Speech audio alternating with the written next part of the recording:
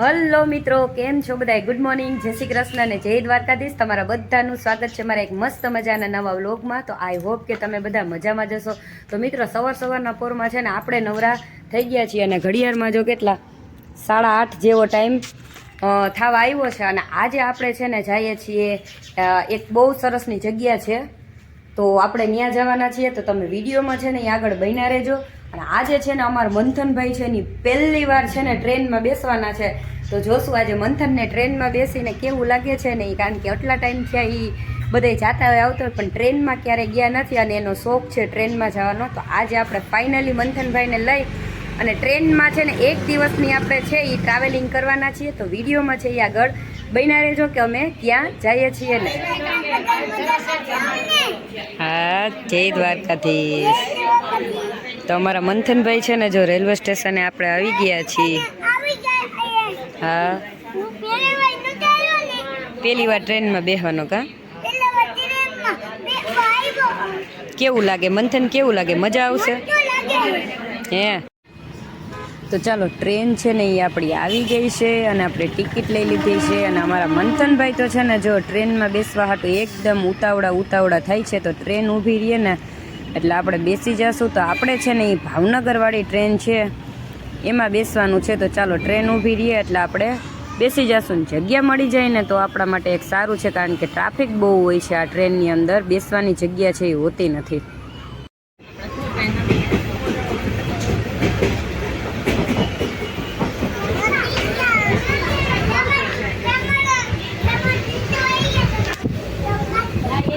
તો જો ટ્રેન આવી ગઈ અને બેસી ગયા છે બધા ટ્રેનમાં. ને અમારા મંથનભાઈને જો ટ્રેનમાં જલસો છે. મનુ, કેવું લાગે ટ્રેનમાં બેસીને? પછી હે તને પહેલી વાર ટ્રેનમાં બેસીને કેવું લાગે છે? મજા આવી તને? હે? તો જો આ અમારા બધા પ્રવાસમાં જવાવાળા છે અને અમે બધા જાય છીએ મિની પિકનિક ઉપર. તો વિડીયોમાં આગળ છે ને બન્યા રહેજો.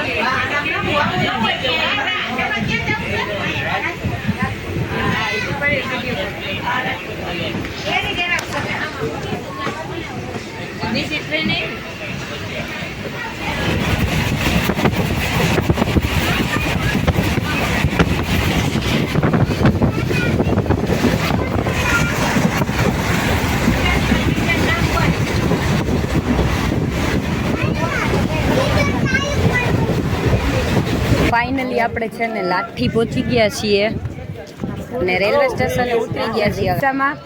તો વિડીયોમાં આગળ બન્યા રહેજો કે આપણે છે ને ક્યાં મંદિરે જઈએ છીએ. એની બહુ સરસ મંદિર છે અને આવવા જેવું પણ છે સરસનું.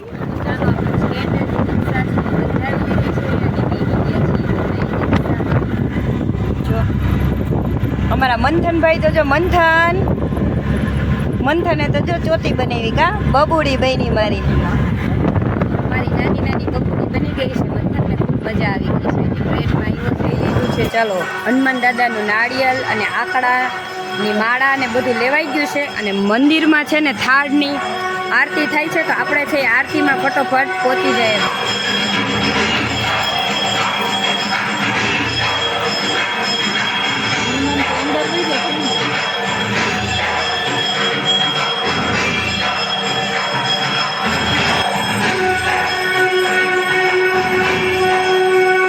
માટે છે ને અહીંયા હનુમાન દાદાની માદેડી લઈ લીધી છે. તો એને છે આપણે ધૂપાવાની છે. તો ચાલો અંદર છે એ ધૂપાવી લઈએ.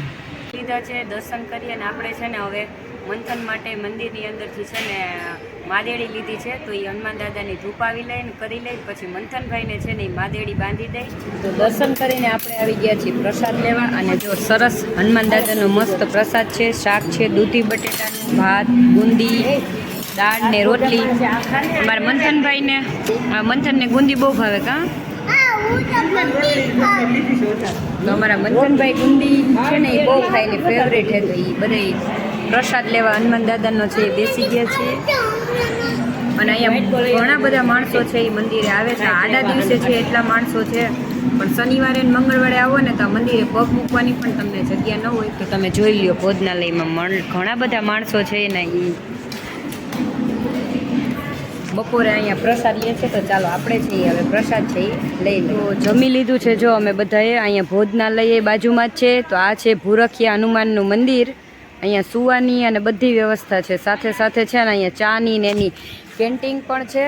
તો આ છે ને એ અમરેલી જિલ્લાની અંદર આવ્યું છે, અમરેલી ડિસ્ટ્રિક્ટમાં. અહીંના લોકો હોય છે ને એ તો બધા આવેલા જ છે, પણ આ મંદિર છે ને બહુ અહીંયા માણસો આવે. અહીંયા છે ને મંગળવારે અને શનિવારે તો તમને અહીંયા ઊભવાની પણ જગ્યા ન મળે. એટલે આપણે આવ્યા છીએ આડા દિવસે, અને આજે આપણે આવ્યા ને શ્રાવણ મહિનામાં તો આપણે છે ને મસ્ત એક લાવો મળી ગયો. બપોરે આરતીના ટાઈમે આપણે પહોંચી ગયા સરસના, અને સાથે સાથે શ્રાવણ મહિનામાં છે ને હનુમાન દાદાનો પ્રસાદ પણ લઈ લીધો.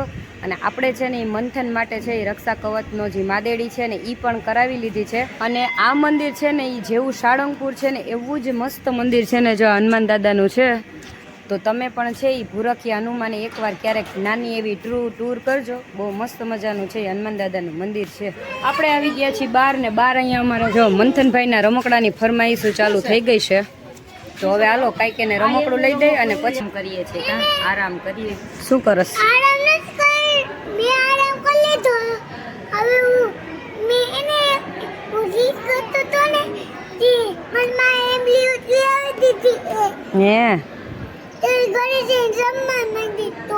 હે હા લે સરસ લે.